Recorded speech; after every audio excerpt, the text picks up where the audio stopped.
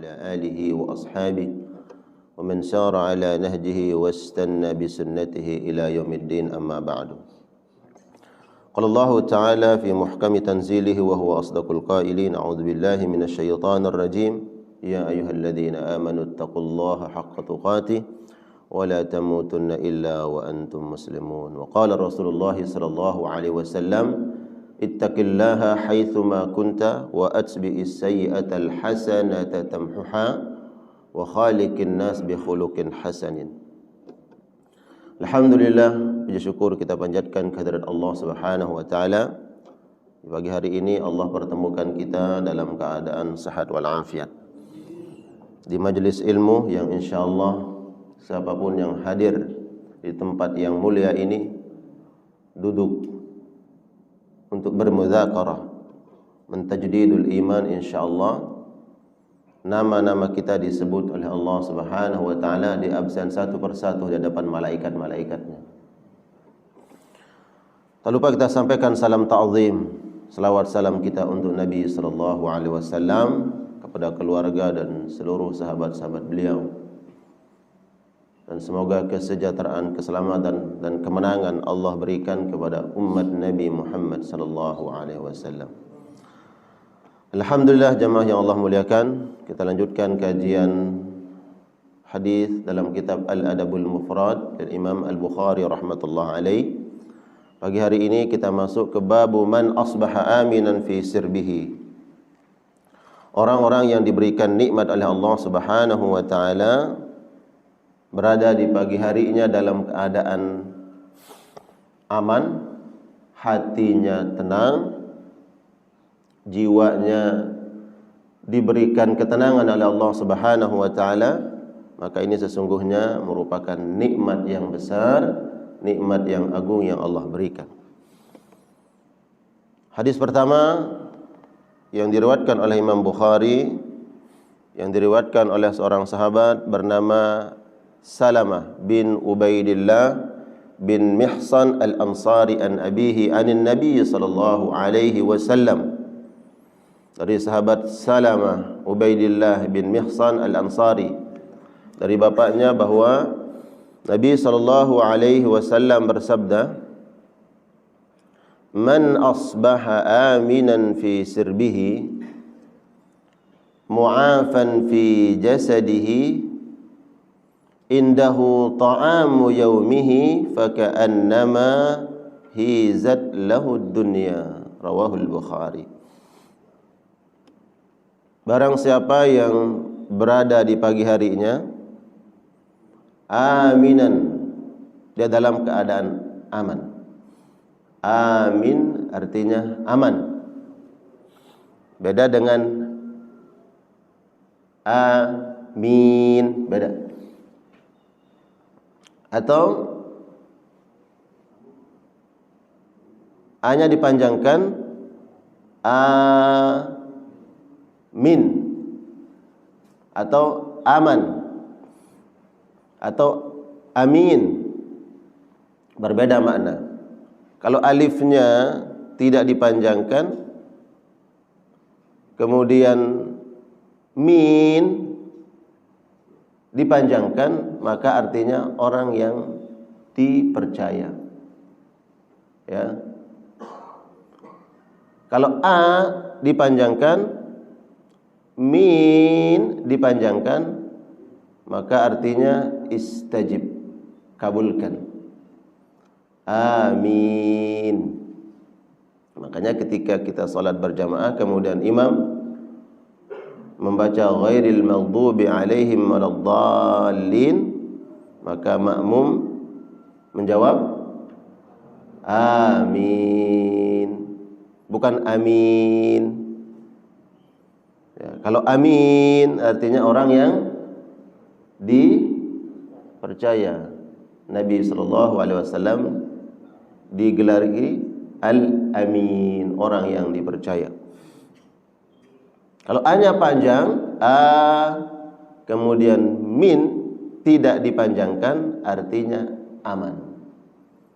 Aman, damai, ya, tenang.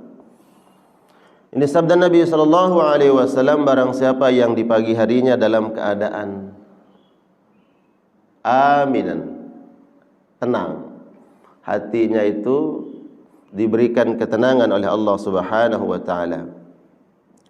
Mu'afa fi jasadihi, setelah jiwanya diberikan ketenangan, raganya diberikan kesehatan oleh Allah. Jadi jiwa tenang, raganya sehat. Indahu ta'amu yaumihi, dan di hari itu dia masih punya stok makanan, bekal ya, untuk dia makan di hari itu saja. Bukan hari esok ya, di hari itu saja. Jadi masih ada makanan untuk dimakan di hari itu. Tidak bicara hari esok, pekan depan, bulan depan, tahun depan. Di hari itu saja. Faka'annama hizat lahu dunya, kata Nabi, sungguh telah diberikan bagi orang ini dunia dan segala yang ada di alam dunia dan isi-isinya. Hizat itu dikumpulkan, hizat ay jumiat, seolah-olah dia sudah diberikan apa yang ada di dunia ini seluruhnya. Padahal kata Nabi, makanan hanya ada stok untuk hari esok. Hari itu yaumi, bukan hari esok. Hari itu saja.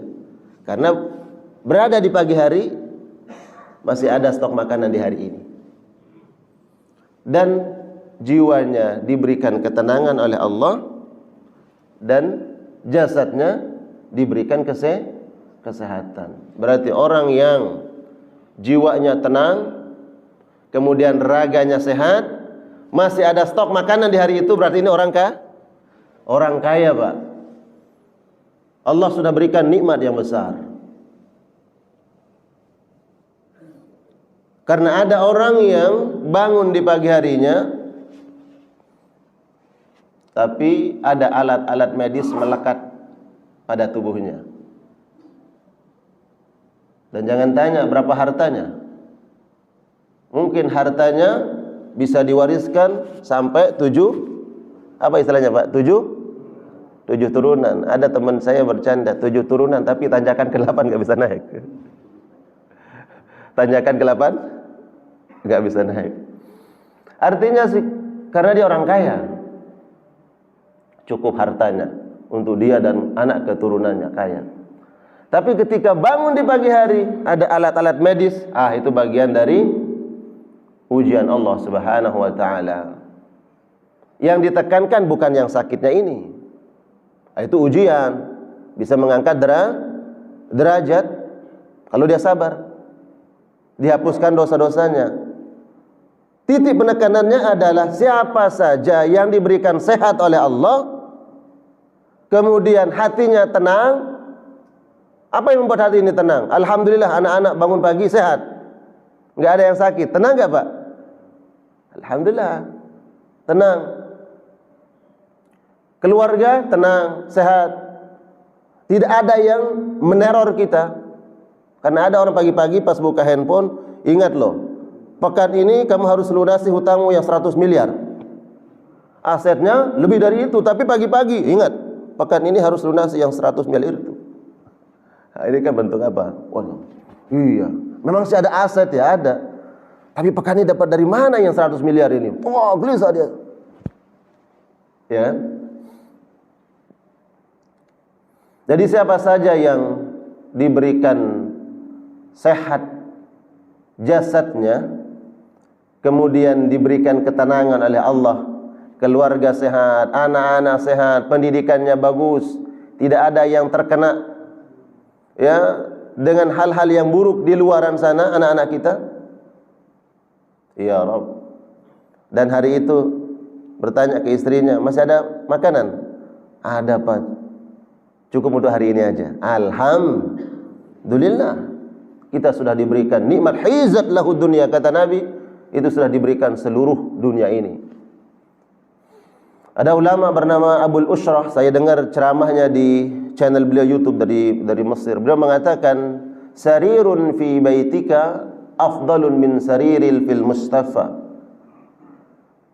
Ya, tempat tidur yang di rumah kita sejelek apapun, mungkin dari rotan atau dari bambu, ya, tapi itu lebih baik, lebih membuat kita berbahagia, membuat kita senang dibandingkan engkau tidur di tempat tidur di rumah sakit yang itu ber-AC. Mungkin tempat tidurnya itu kalau dibeli harganya berapa? Ratusan juta. Ya. Kira-kira Bapak dikasih tempat tidur, ya. Bapak mau tidur di gubuk reot atau tidur di rumah sakit kelas paling elit? Pak, mau di mana? Tapi jadi pasien, pilih mana, Pak? Ya Allah. Tapi terkadang dalam kondisi kita diberikan nikmat itu, nikmat sehat, ya. Kemudian Allah jaga ketenangan kita, kedamaian hati kita. Tapi terkadang kita terlalu banyak memandang ke atas. Ya. Ini pesan Nabi sallallahu alaihi wasallam, ya. Terkait dengan urusan dunia, pandanglah ke bawah. Adapun urusan akhirat pandang ke atas. Karena memang tugas kita adalah, terutama kami yang memang mengajak untuk ke akhirat. Ya.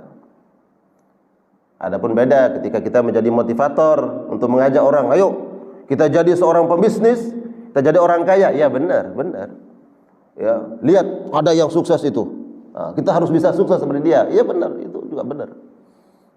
Karena memang di situ, di wilayah kita, ya, ada sahabat Utsman kaya raya, ada sahabat Abdurrahman bin Auf kaya raya. Tapi jangan lupa ada sahabat yang bernama Abu Darda, yang beliau pakai yang itu hari-hari itu aja, ya.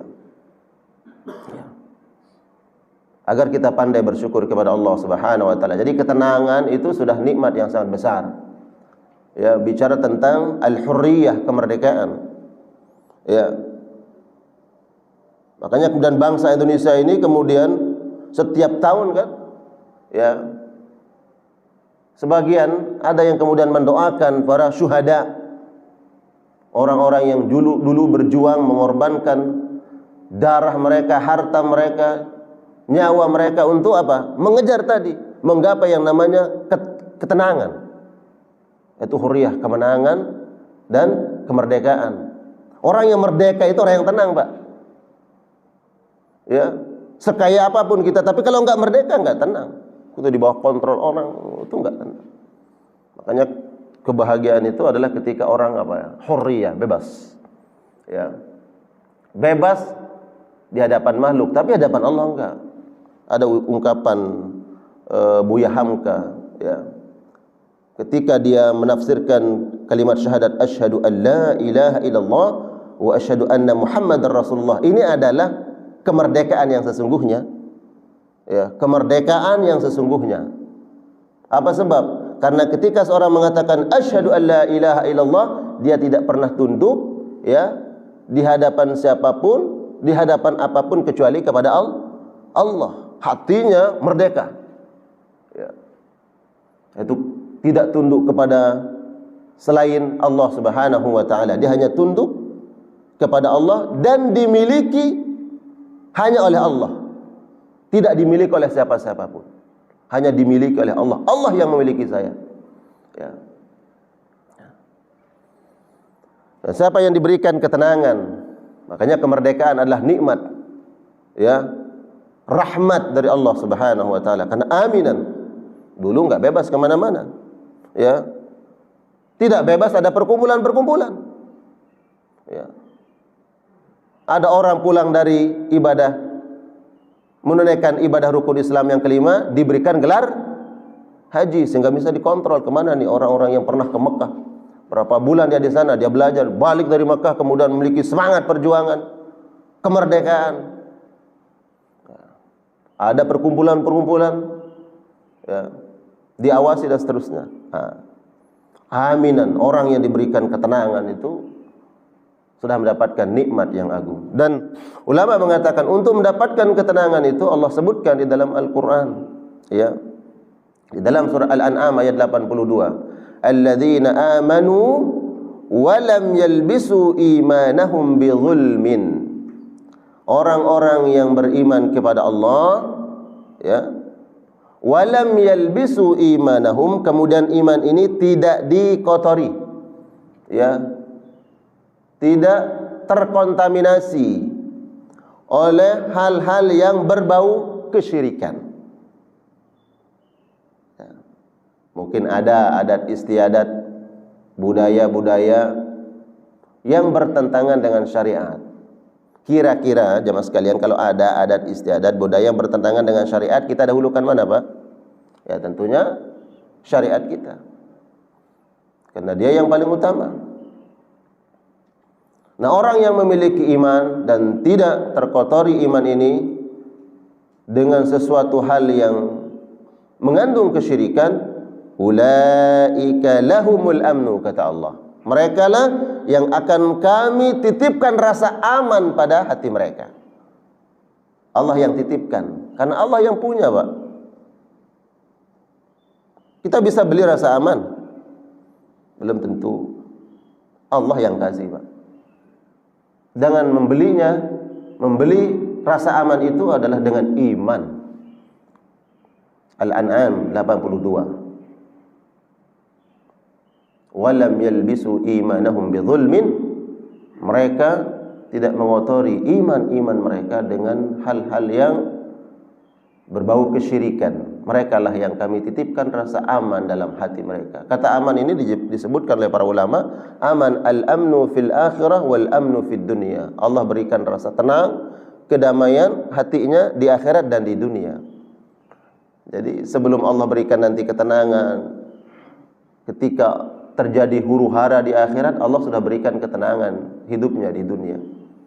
Ketenangan ini bukan berarti tidak ada ujian, Pak. Ya, bukan berarti tidak ada ujian. Tapi ketika ada ujian, cobaan datang, hatinya selalu terpaut dengan Allah. Ketenangan ini bicara tentang hati terhadap apa dan kepada siapa kita kaitkan, kita hubungkan hati itu. Kalau hati kita kaitkan, kita hubungkan dengan Allah Subhanahu wa taala, maka hati akan tenang. Hati akan tenang. Tapi kalau kemudian hati ini terpaut dengan selain Allah, apapun selain Allah, maka sungguh kita akan menderita. Ya. Allah katakan ulaika lahumul amnu wa hum muhtadun. Qauluhu dijelaskan dalam syarah hadis ini, zakara an-nabi sallallahu alaihi wasallam thalatha hisalin. Nabi menyebut 3 perkara di dalam hadis ini. Yang pertama adalah tentang rasa aman, yang kedua adalah kesehatan, ya. Thalatha hisalin, ketenangan dan kesehatan, dan diberikan rezeki oleh Allah. Wa bada'a bi khaslatil amni qabla mu'afatil jasad. Disebutkan poin pertama oleh Nabi adalah ketenangan hati sebelum Allah menyebutkan kata kesehatan jasadnya. Apa sebab? Wala jaram, dan ini sesuatu hal yang penting. Fa innal amna ahammu lil insan minas sihhah. Karena rasa aman, ketenangan, kedamaian hati itu sesungguhnya lebih urgent, ya, lebih ahammu, lebih penting. Ya, kalau kita bicara tentang skala prioritas yang ingin kita dapatkan, Allah kasih ini prioritaskan rasa tenang itu. Ya, itu ahammu, itu lebih penting, lebih berharga, lebih bernilai bagi manusia dibandingkan dengan kesehatan. Ya. Qadiman su'ila ba'du ahlil ilmi. Dulu, kata pensyarah hadis ini, dulu para ulama ditanya, halil amnu lil insan ahamu minas sihah? Apakah rasa aman lebih bernilai bagi manusia atau kesehatan? Faqal, para ulama mengatakan, innal amna ahammu lil insan minas sihah.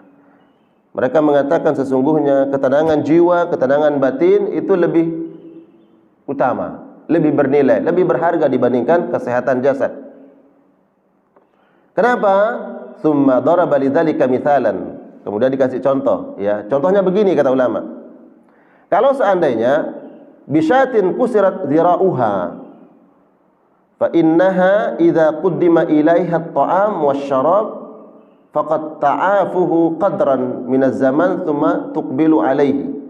Kalau ada kambing, ya ini dicontohkan, seandainya ada kambing yang patah kakinya, ya patah kakinya, kemudian diberikan makanannya, quddima ilaiha at-ta'am, dikasih makanan. Apa makanan kambing? Rumput lah, ya dikasih rumput. Terus saja kasih setiap hari, kasih begitu. Maka dia akan sehat, dia akan gemuk, bahkan nanti akan pulih, kakinya akan pulih. Ini kata ulama. Ya. Wa amma idza rubitat tilka syat wa hiya sahihatun la qasra fiha wa la marad qariban min dza'bin. Tapi coba kau ikat satu kambing yang dalam keadaan sehat, dia tidak patah kakinya seperti yang pertama. Tapi di samping kambing itu ada serigala. Ada serigala. Terus kau bawakan makanan itu kambing. Setiap hari kau bawa makan makanan. Bedakan. Yang sakit itu pasti akan gemuk, akan sehat. Tapi yang tadinya tidak sakit, tapi di sampingnya ada serigala, walaupun kau berikan stok makanan, dia akan pernah gemuk. Kenapa, Pak? Hah? Kenapa, Pak? Takut ada serigala. Jiwanya terancam, Pak. Setiap dia makan, tapi jiwanya enggak tenang. Ya. Mungkin dia makan, tapi jiwanya ya naluri daripada kambing itu ada serigala. Ya. Kalau saya kenyang tiba-tiba dia lapar nanti. Saya kenyang dia lapar. Dia lepas, saya dimakan. Jadi setiap waktu, setiap saat dia diteror. Ya enggak? Diteror oleh apa? Rasa takut. Ya Allah. Ini insyaallah semoga jamaah semuanya diberikan ketenangan oleh Allah Subhanahu wa taala. Amin. Tenang jiwa, tenang batin. Kan ada penyakit-penyakit ya kadang orang, kenapa kau sedih? Saya juga enggak tahu kenapa sedih. Ya. Ada masalah apa? Saya juga enggak tahu. Saya enggak ada masalah. Setiap malam saya enggak bisa tidur, pokoknya sedih. Ya. Sahabat saya dokter tahu itu. Ya, ada orang yang sakit, ya dokter ya, sakit ditanya penyakitnya apa dok? Enggak tahu dia. Iya. Oh mungkin bapak pernah punya masalah. Iya, saya punya masalah dulu. Tapi susah saya melupakan masalah itu. Batinnya enggak tenang. Ya Allah, bersyukur Pak kalau Allah berikan ketenangan pada kita. Anak-anak masih sehat Pak.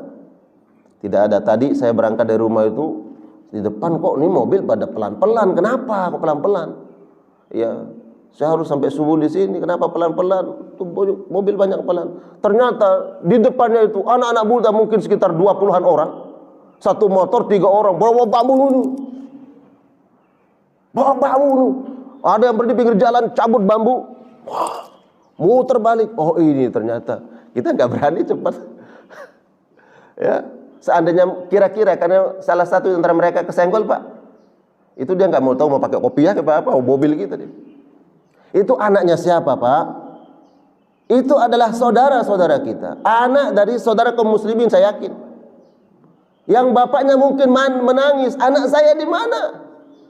Ustaz, saya sudah berulang kali menasihati. Dia mabuk-mabukan, kena macam-macam. Ya Allah. Kira-kira orang tuanya tenang atau tidak Pak? Tiap malam mungkin dia menangis Pak. Ibunya menangis. Saya sudah kehabisan akal Ustaz, ya, untuk nasihati dia. Suruh pulang, jangan keluyuran kemana-mana, pulangnya subuh, tidur di mana-mana, nggak tahu. Itulah anak-anak kita. Alhamdulillah anak kita diberikan penjagaan, pelindungan yang taat kepada orang tuanya. Nah, pulang jam sekian, pulang. Ditelepon, nak kamu di mana? Ya Pak, UTW, mau pulang. Alhamdulillah anak kita. Itu aminan, karena ada orang yang jasadnya sehat, cukup rezekinya, tapi diuji. Uji lewat siapa? Anaknya, diuji lewat keluarganya, orang tuanya, dan seterusnya. Bagi orang beriman tentu ujian mengangkat derajat kita di sisi Allah Subhanahu wa taala. Kalau pagi hari ini kemudian Allah mungkin cukupkan makanan hanya untuk di hari itu, sebagaimana sahabat Abu Darda, tapi sehat jasadnya, ya, raganya sehat, jiwanya sehat, maka itu nikmat yang besar. Kata ulama yang mensyarah hadis ini, didahulukan rasa aman karena itulah yang paling penting bagi manusia. Ada nyanyian yang dikarang Wage Rudolf Supratman, bangunlah. Itu dibangun raganya dulu, jiwanya, Pak. Hafal, Pak, ya? Hafal nyanyinya? Bangunlah jiwanya, bangunlah. Iya, jiwa dulu. Ya. Makanya kalau ada kalimat yang mengatakan di dalam tubuh yang sehat terdapat jiwa yang sehat. Ah, ini kayaknya kontradiktif itu tuh dengan nyanyi lagu gitu. Mestinya adalah di dalam jiwa yang sehat ada jasad yang sehat. Ya, orang sehat jasadnya, tapi kalau jiwanya tidak tenang, ya mungkin dia akan sakit nanti. Ya, tanya ahli kesehatan, ya. Berapa persen? 90% penyakit itu dipicu oleh apa? Karena tidak tenang. Ya, penyakit jiwa. Ya, stres. Banyak masalah kemudian tidak kembalikan kepada Allah, tidak tawakal dan seterusnya. Akhirnya apa? Sakit. Ya. Karena psikis. Jadi al-amnu, rasa aman, itu yang paling utama. Bersyukurlah kepada Allah Subhanahu wa ta'ala bila Allah berikan ketenangan jiwa, kemudian sehat fisik. Sisi lain kemudian rezeki hanya itu saja, ya alhamdulillah, itu dah nikmat besar. Tapi jamaah di sini insyaallah subhanallah, rasa aman diberikan, sehat diberikan, kemudian rezeki pun dicukupkan oleh Allah. Ya, saya yakin di sini nggak ada cuman makanan, stok makanan cuma hari ini aja. Betul nggak, Pak? Bahkan mungkin sampai 7 keturunan ada, Pak. Amin, amin. Tapi khawatir tadi tanyakan ke-8, Pak. Jatuh. Ya, masya Allah.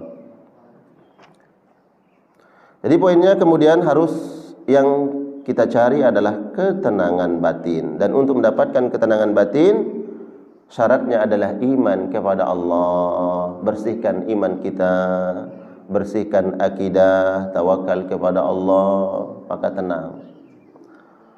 Di dalam surat Quraisy, ya, Allah sebutkan liila fi Quraisy. Terus ilafihim rihlatash shita'i was-sayf. Terus falyabudu rabb hadzal bait. Itu akidah. Ini akidah, tauhid. Maka sembahlah Allah. Sembah Allah itu mentauhidkan Allah, mengesahkan Allah, tauhid. Falyabudu rabb hadzal bait. Terus alladzi at'amahum min ju'in wa amanahum min khauf. Dia Allah yang telah memberikan mereka makanan, dicukupkan ekonominya, kemudian Allah berikan rasa aman, tenang dari rasa takut. Pertanyaannya mungkin muncul, Ustaz tadi kan nyebutnya di hadis itu rasa aman dulu, kok di Quraisy disebutkan alladzi at'amahum, yang memberikan mereka stok makanan, ekonominya cukup, baru kemudian wa amanahum min khauf, Allah berikan nikmat aman, tenang, tidak dalam ancaman musuh. Kenapa? Karena ayat ini yang diajak bicara oleh Allah, yang diingatkan bukan orang beriman. Yang diingatkan itu orang-orang Quraisy yang kau berdagang ke Yaman, kau berdagang ke Syam, kau diberikan tenang, aman, kau juga berhasil ekonominya, karena mereka belum beriman. Orang tidak beriman ini kan selalu pandangannya adalah materialis, keduniaan, kebendaan. Maka Allah, ya udah, kamu ingat dulu dah, masa ya iman dibelakangkan, rasa aman dibelakangkan oleh Allah. Ingat, kau jadi saudagar kaya raya, wahai Abu Sufyan, wahai Utbah, wahai Abu Lahab, Abu Jahal, kau tokoh-tokoh Quraisy yang hartamu berlimpah, pulang dari Syam berdagang, kau bawa itu keuntungan. Yang ngasih makan itu siapa? Diingatkan oleh Allah. Jadi Allah subhanallah mengajarkan kita memang tarik hati orang itu sesuai dengan kira-kira apa yang membuat dia senang. Ya, kalau dia hobinya sesuatu, ya coba kasih ini, ajak dia sesuai dengan hobinya, sehingga nanti baru masukkan dakwah. Ya, teman kita susah banget diajak ngaji, hobinya apa? Main bola, ya udah, ikut grup bola. Hobi futsal, ikut futsal, padahal dia nggak pernah futsal, Pak. Ketua DKM nggak pernah ikut futsal, sekali-kalinya ikut futsal. Kenapa? Karena ada jamaahnya nggak pernah ikut ngaji. Dia pengen ajak ngaji nanti tuh, ikut futsal. Itu contoh, Pak. Allah menyebut alladzi at'amahum. Dia Allah yang memberikan kalian makanan, mencukupkan ekonomi kalian, karena mereka belum orang-orang Quraisy. Li'ila fi Quraisy kan? Ada Abu Jahal, Abu Lahab, Utbah bin Rabi'ah, Abu Sufyan. Tapi orang beriman, ketika Allah mengkhitab orang-orang beriman, nah ini nih, disampaikan oleh Nabi, aminan, iman lebih dahulu, itulah yang paling utama. Ya. Aminan fi jasadihi, aminan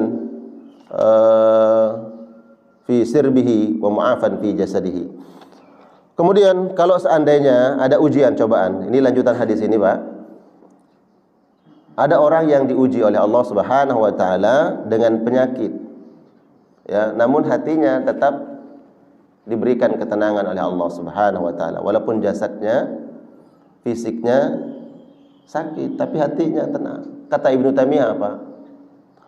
Mana lebih berbahaya orang yang sakit qalbunya, hatinya, atau yang sakit fisiknya? Yang lebih berbahaya kata beliau adalah ketika qalbunya yang sakit, hatinya. Karena penyakit qalbu akan menghantarkan dan melemparkan orang ke dalam neraka Allah Subhanahu wa taala, sedangkan penyakit fisik tidak menghantarkan dan tidak melemparkan orang ke dalam neraka Allah. Ya. Jadi mana yang lebih kita prioritaskan, yang harus kita jaga adalah kita menjaga qalbu kita yang sehat. Ya. Sehat qalbu, tawakal kepada Allah, kemudian sabar. Apalagi makanan-makanan hati, tawakal, sabar. Sebut, Pak. Husnuzon, baik sangka kepada Allah. Kalau ada sesuatu yang kita tidak inginkan, hati kita mengatakan wallahu ya'lamu wa antum la ta'lamun. Allah yang lebih tahu mana yang maslahat, mana yang lebih baik untuk kita, sedangkan kita enggak tahu. Husnuzon kepada Allah. Apalagi as-sakhawah, yang tema-tema sebelumnya, orang kemudian memiliki rasa ingin menolong orang lain, dermawan. Nah, orang-orang yang diberikan nikmat oleh Allah Subhanahu wa taala, dihindari dari penyakit-penyakit hati, inilah orang-orang yang dimuliakan oleh Allah, yang menghantarkan dia masuk ke dalam neraka, masuk ke dalam surganya Allah Subhanahu wa taala. Nabi sallallahu alaihi wasallam pernah mengunjungi seorang sahabat yang sedang sakit. Nah, ini diuji. Ya. Berarti salah satu nikmatnya sedang dicabut oleh Allah, nikmat sehat. Anna Rasulullah sallallahu alaihi wasallam ada rajulan, Nabi mengunjungi seorang sahabat yang sedang sakit. Aizarahu fi maradihi, dia menjenguknya ketika dia sakit. Qad khafata fasara mithlal farhi, sudah terlihat lemah, ya, tak berdaya. Faqala lahu Rasulullah sallallahu alaihi wasallam, dan Nabi bertanya kepada sahabat ini, hal kunta tad'u bi syai'in aw tas'alhu iyyahu? Kata Nabi, kau sakit seperti ini, apakah kau pernah minta kepada Allah? Ya. Apakah kau pernah minta penyakit ini? Nah, Nabi bertanya ke sahabat ini. Qala na'am. Sahabat ini mengatakan, iya ya Rasulullah, aku pernah berdoa. Ya. Doamu apa kata Nabi?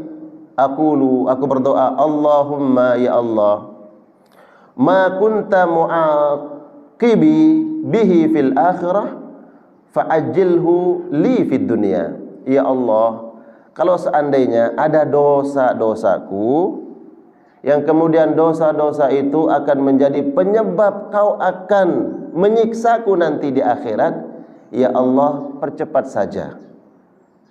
Ya, cepat-cepat ya Allah balasan itu di dunia. Yang terpenting aku tidak mendapatkan balasannya di akhirat.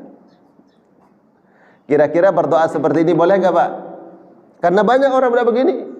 Ya Allah, ya, aku sudah banyak berbuat dosa. Kalau seandainya di akhirat nanti aku mendapatkan balasan neraka karena dosa itu, ya Allah, sudah balas saja di dunia ya Allah. Yang penting tidak di akhirat. Ini sahabat tuh doanya begitu. Kira-kira boleh nggak? Nabi mengatakan la tad'u, ya, jangan kau berdoa seperti itu. La tuti, kau enggak mampu, enggak boleh. Tolong nih, mungkin ada jamaah ibu-ibu yang nonton di sini. Karena saya sering mendengar begini, ketika anaknya sakit, ya, anaknya sakit, saking cinta nih, cinta, sayang, ya namanya sayang seorang ibu kepada anaknya. Dan dia mengatakan, nak, ya Allah, penyakitmu ini ya Allah, ya Allah, biar ibu saja yang sakit, yang penting kamu sehat. Pernah dengar istri begitu Pak? Pak? Hah? Sering. Kenapa ngomong begitu? Karena sayangnya kan? Sayangnya terhadap anak kita. Kalau bapak-bapak nggak ada doa begitu. Kayaknya kalau ibu-ibu ya saking apa? Dia mau mengorbankan dirinya. Nah, biar ibu saja yang tanggung penyakitmu. Ya. Apa sebab? Karena pernah saya dengar di saya bicara begitu. Saya bilang, ingat loh hadis Nabi, nggak boleh begitu. Itu ekspresi, itu ungkapan sayang. Tapi doa itu adalah doakan kesembuhan. Jangan minta dipindah penyakitnya. Ya. Kata Nabi ketika ada seorang sahabat ini mengatakan, ya Allah, kalau aku punya dosa dan nanti balasannya di akhirat itu berat ya Allah, udah percepat saja ya Allah di dunia, agar aku tidak menanggung balasan itu nanti di akhirat. Kata Nabi, enggak boleh. Berdoalah sebagaimana yang diajarkan oleh Nabi. Doa sapu apa? Sapu jagat. Doa sapu jagat ini semua hafal, dan itu yang dibaca oleh Nabi ketika beliau tawaf baina ruknaini, di antara rukun Yamani ke rukun Hajar Aswad, itu yang dibaca. Bahkan terdengar oleh sahabat-sahabat doanya Nabi, Rabbana atina fid dunya hasanah wa fil akhirati hasanah wa qina azabannar. Mintalah di dunia itu kebaikan. Kalau ada dosa, ada maksiat, ada balasannya di akhirat, minta diampuni. Allahumma ighfirli dhunubi wa liwalidayya. Allahumma ighfir lana dhunubana wa liwalidina. Iktiraf, mengakui dosa-dosa itu dan minta ampun kepada Allah. Enggak boleh mengatakan ajilhu ya Allah, percepat balasannya ya Allah, enggak boleh. Terkadang kita berpikir begitu. Ya. Biar enggak dapat balasan nanti di akhirat, sudah cukup ya Allah balasan di dunia. Ya. La tutik, kau enggak kuat kata Nabi. Jadi mintalah apa? Kebaikan dunia, kebaikan akhirat. Dan yang terakhir itu yang diminta, waqina adzabannar. Ya Allah, bebaskan kami dari siksa api neraka. Nah, kalau ada penyakit cari doa. Kalau ada penyakit cari doa untuk meminta kesembuhan. Jadi tadi saya sampaikan, ibu-ibu tuh saking sayangnya terhadap anaknya, jangan mengatakan begitu, biar ibu saja yang sakit, biar ibu yang menanggung penyakitmu. Ya. Jangan, nanti dipindahkan oleh Allah. Ya, ibunya yang sakit. Ibunya sakit nggak bisa ngurus anaknya. Karena nggak bisa diurus, sakit pula. Dua yang sakit. Bapaknya kelimpungan. Betul nggak Pak? Bapak emang bisa begadang malam-malam? Ya kalau istri kita mah dari jam berapa aja bangun. Ya, Pak, gantian. Nggak ada yang mau gantian. Ya, tapi kalau istri kita luar biasa. Minta kesembuhan buat anak kita. Hafalkan doanya. Allahumma rabban nas, wahai Tuhan sekalian manusia, adhibil ba'sa, angkat penyakit ini ya Allah. Adhibil ba'sa rabban nas, ishfi, sembuhkan ya Allah. Anta syafi, engkau yang menyembuhkan. La shifaa, tidak ada kesembuhan illa shifauka, kecuali kesembuhan itu datang darimu ya Allah. Shifaan la yugadiru saqama, kesembuhan yang totalitas ya Allah, penyakit yang tidak kambuh lagi. Itu hafalkan doanya. Ya. Berucaplah yang baik-baik, ya. Mengekspresikan sayang cinta kita itu mengikuti tuntunan Nabi. Jangan diminta penyakitnya. Apalagi ada orang yang kemudian mengobati mindahin penyakit. Ada nggak begitu Pak? Mana kambing hitam? Mana ayam hitam? Buat apa? Ini ada sihir di sini nih. Ada sihir. Diapain? Dipindahin. Oh, dipindahin. Ya. Bisa nggak? Sihir. Namanya sihir khariqul lil 'adah. Ya, kejadian yang tidak natural. Ya. Di luar logika kita. Tapi terjadi, bisa saja terjadi. Tapi kalau itu terjadi karena faktor sihir, zalim kepada binatang. Kalau kita minta, ya Allah pindahkan penyakit anak saya ke saya ya Allah, biar saya yang sakit. Itu zalim pada diri sendiri. Walaupun kita sayang, cinta terhadap anak kita, ikuti tuntunan Nabi sallallahu alaihi wasallam, adhibil ba'sa rabban nas, ishfi wa anta syafi, la shifa illa shifa'uk, shifaan la yugadiru saqama. Itu. Karena kita nggak tahu ucapan-ucapan mana nih yang kemudian menjadi doa, ya, menjadi doa. Maka ucapkan kalimat-kalimat yang mengandung doa permohonan yang baik kepada Allah Subhanahu wa taala, ya. Dan banyak doa yang diajarkan oleh Nabi sallallahu alaihi wasallam, terutama tadi agar diberikan ketenangan, jiwa tenang, raga sehat, banyak doanya. Di sini juga diatumkan doa Nabi, Allahumma inni as'alukal afiyah. Ya Allah, aku minta kepadamu al-afiyah fid dunya wal akhirah. Al-afiyah. Al-afiyah itu beda dengan sehat, Pak. Ya. Ketika disebut al-afiyah, ya, berdiri sendiri, al-afiyah berarti di situ include, Pak. Include sehat fisik, sehat rohani. Sebagaimana kalau disebut iman, ya, iman berdiri sendiri, tidak disebut Islam, berarti situ makna iman dan Islam. Tapi kalau kemudian dua-duanya disebut, sehah wal afiyah itu punya makna-makna sendiri. Sehat adalah jasadnya sehat, seluruh anggota fisik kita ini bisa melakukan sesuai dengan fungsinya, tangan bisa bergerak, sendi-sendi kita ini nggak ada masalah, mata sehat, ya. Ini agak kurang sehat nih, Bapak. Ini kurang sehat matanya. Ya, mata kita bisa melihat, subhanallah. Kemudian kaki kita bisa berjalan. Kemudian menarik napas, subhanallah. Coba tarik napas, Pak. Allah, ada yang sesak, Pak? Alhamdulillah, plong. Itu subhanallah. Jasad sehat. Kemudian tenang, itu al-afiyah. Orang yang afiyah sehat jiwanya, ya. Tapi kalau tidak sehat jasadnya, maka dia nggak akan maksimal melakukan ketaatan, tidak maksimal. Ya, mestinya dia sholat berjamaah di masjid, tapi karena sakit nggak bisa berangkat ke masjid, betul nggak? Makanya diminta itu as-sihah wal afiyah. Tapi ada orang yang sehat, jasadnya sehat, dia bisa lari jogging, ya, setiap pagi berapa kilo? Berapa kilo dia lari. Tapi masjid 100 meter dari rumahnya nggak bisa berangkat, nggak bisa sampai ke masjid.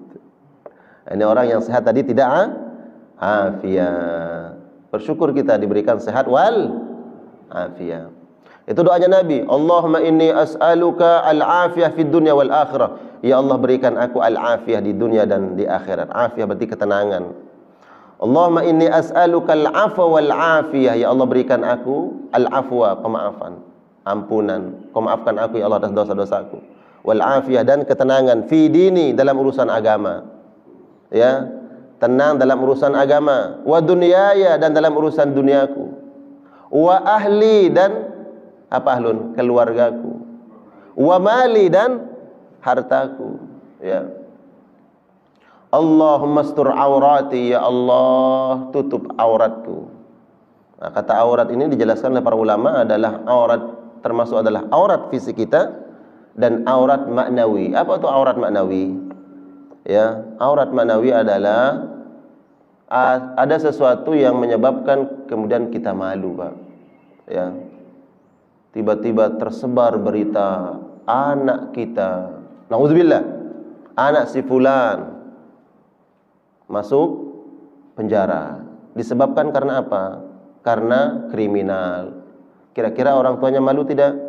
Malu, itu aurat. Ya. Keluarganya kemudian ada aib yang masuk di keluarga itu aurat. Ya. Dijelaskan oleh Syekh Al-Utsaimin, termasuk aurat itu adalah seorang suami harus menjaga agama istri dan anak-anak perempuannya. Ya, suami menjaga agama istrinya dan anak-anak perempuannya. Kenapa nggak disebut laki-laki? Karena aurat itu lebih besar pada anak-anak perempuan. Ya, dia keluar, anak laki-laki kita keluar rumah, Pak, dia pulang jam 10 malam, orang nggak ada yang kemudian. Tapi kalau anak perempuan kita, mungkin dia berjalan sama kakaknya, tapi orang lain nggak tahu itu kakaknya. Orang kadang seuzon, siapa tuh laki-laki malam-malam? Padahal itu kakaknya. Ya. Aurat. Allah mastur aurati wa amin rawati, dan berikan rasa tenang ya. Rawah itu adalah rawah, sesuatu yang membuat kita takut. Ya, membuat kita gelisah. Ya Allah, berikan ketenangan dalam hati ini dari perkara-perkara yang membuat hati ini tidak tenang ya Allah. Ya, ada orang yang merasa tertekan atas sesuatu yang terjadi. Ya. Dia pernah melihat pemandangan yang membuat istilahnya? Kalau saya enggak ingat istilahnya. Orang tuh pernah mengalami sesuatu, kemudian dia terus ingat, terus trauma. Traumatik, orangnya traumatik. Ya, kejadian-kejadian membuat dia trauma, ya kan? Pernah melihat kecelakaan, kemudian itu yang membuat dia takut, dan seterusnya. Itu disebut rawah. Apa yang membuat dia takut? Ya Allah, jauhkan aku dari perkara-perkara yang membuat aku takut ya Allah. Itu disampaikan oleh Nabi dalam doanya. Allahumma hfazni, ya Allah, jaga aku ya Allah, min baina yadayya wa min khalfi wa an yamini wa an shimali wa min fawqi wa a'udzu bi azamatika an ugtala min tahti. Ya Allah, jangan sampai ada orang yang berbuat jahat kepadaku. Ugtal min tahti itu ada teman dekat, tapi kita enggak tahu ternyata ini adalah teman yang berniat jahat. Ugtala min tahti, dia pura-pura baik dan kita. Ya, singa berbulu bukan domba, apa istilahnya? Singa berbulu domba, betul enggak? Ya, menggunting dalam lipatan, pura-pura baik dengan kita tapi ada niat buruknya. Nah ini uktalam ya, jangan kita minta kepada Allah, ya Allah, jangan sampai ada orang-orang yang berbuat zalim terhadap diri kita. Allah alam bisawab. Ini kajian kita pada pagi hari ini. Semoga Allah berkahi, Allah berikan kita ilmu yang bermanfaat, yang insyaallah ilmu ini kemudian berusaha kita mendapatkan ketenangan dalam hidup kita, yang makin kuat iman Islam kita, dan apapun yang Allah takdirkan dalam hidup ini kita senantiasa tawakal kepada Allah Subhanahu wa taala. Barakallah. Ada acara lagi berikutnya? Ya? Masyaallah, Asyur. Baik. Sudah masuk waktu salat suruk atau belum? Kalau enggak silakan. Mungkin ada yang ingin ditanyakan Bapak Ibu. Ada jamaah ibu-ibu.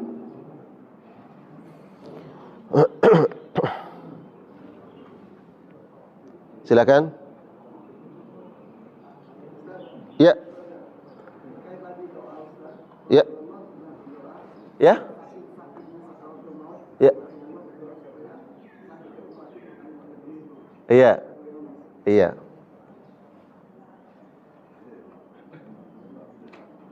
Nabi sallallahu alaihi wasallam berdoa kepada Allah karena sayang cinta terhadap umatnya, dia ingin menanggung penderitaan umatnya. Apakah ini bertentangan dengan tadi enggak boleh minta doa untuk diri kita agar penyakit anak, ya, penyakit keluarga, udah saya saja yang nanggung. Apakah ini bertentangan gitu?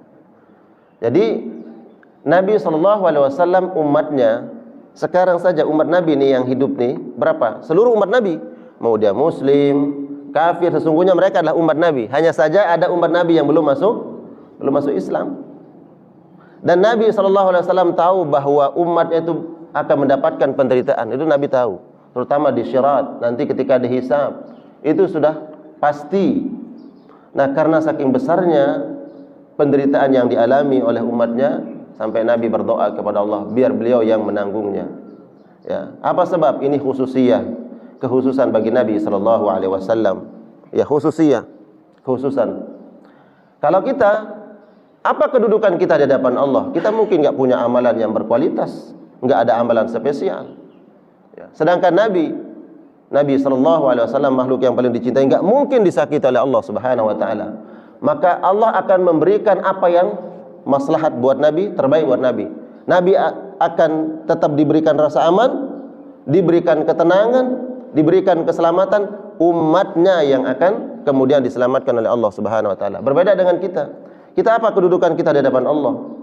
Tadi saya katakan mungkin enggak ada amalan spesial. Ya udah, kalau begitu untuk menambah balasan kebaikan ditimpakan penyakit tadi yang dia minta. Kenapa ditimpakan? Ya udah, biar nanti mengangkat derajatnya. Ya, kalau dia bersabar, diangkat derajatnya oleh Allah Subhanahu wa taala, diinvestasikan pahala. Tapi Nabi enggak butuh yang itu. Ya, makanya kemudian ini ada khususiyah bagi Nabi sallallahu alaihi wasallam. Ya. Baik, ada lagi?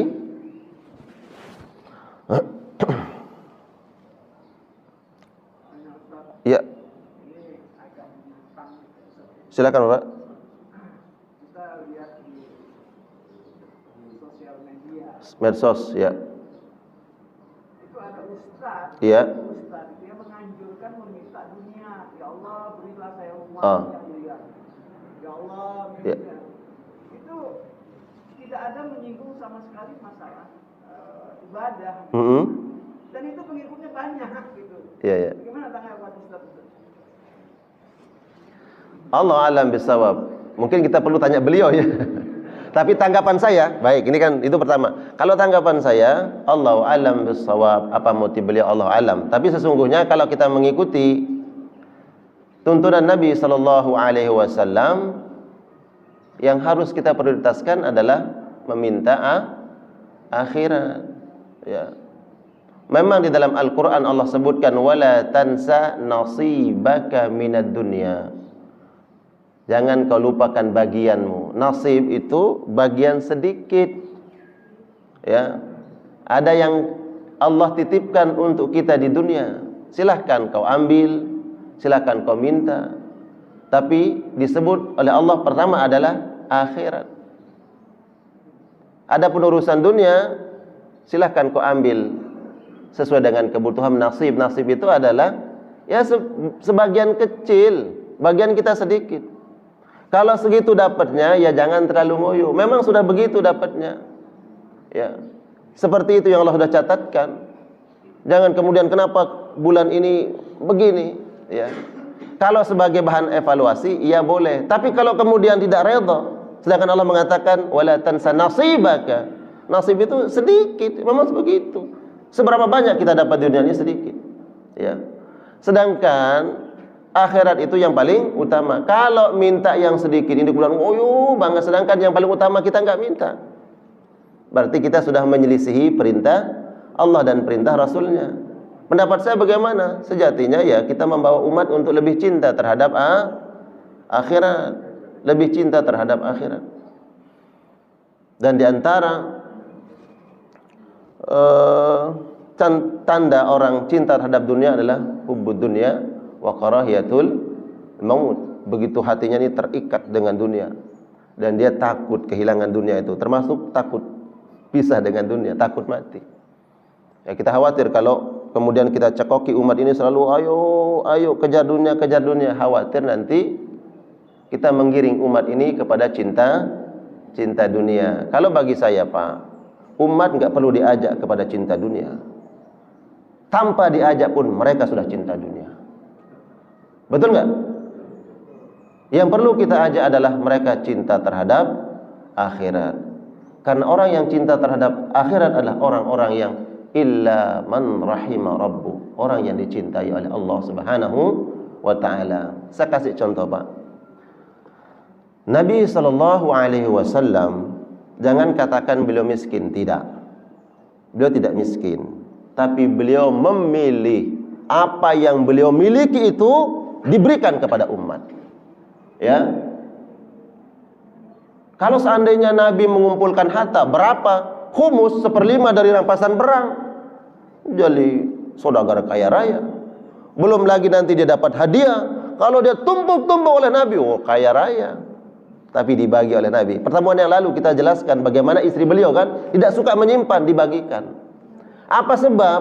Tadi saya katakan, Nabi nggak perlu mencontohkan umatnya cinta dunia, karena Nabi tahu bahwa umatnya cinta dunia. Yang perlu dicontohkan oleh Nabi itu adalah cintalah terhadap akhirat, karena tidak semua umat Nabi Shallallahu Alaihi Wasallam cinta terhadap akhirat, sehingga Nabi contohkan dunia ambillah secukupnya untukmu. Ya, begitu Pak ya. Jadi tanggapan saya menanggapi orang itu yang Bapak sebut, siapa orangnya Allah alam. Ya, saya mengatakan kita sejatinya mengajak umat cinta terhadap akhirat. Karena umat tidak perlu diajak, dimotivasi untuk cinta dunia. Karena tanpa diajak, tanpa dimotivasi, mereka sudah cinta dunia. Allah alam bisawab. Baik, cukup. Nah, waktu salat syuruk sudah masuk. Barakallahu fina wa fikum jami'an. Jamaah sekalian yang Allah muliakan, semoga kita semua diberikan aminan fi sirbina, tenang hati kita, tenang jiwa kita, diberikan kesehatan oleh Allah, dan dicukupkan rezeki kita yang halal, yang berkah. Amin ya Allah ya rabbal alamin. Subhanakallahumma bihamdika asyhadu an la ilaha illa anta astaghfiruka wa atubu ilaik. Wa sallallahu ala nabiyyina wa rasulina Muhammad wa ala alihi wa ashabihi wa sallam. Assalamualaikum warahmatullahi wabarakatuh.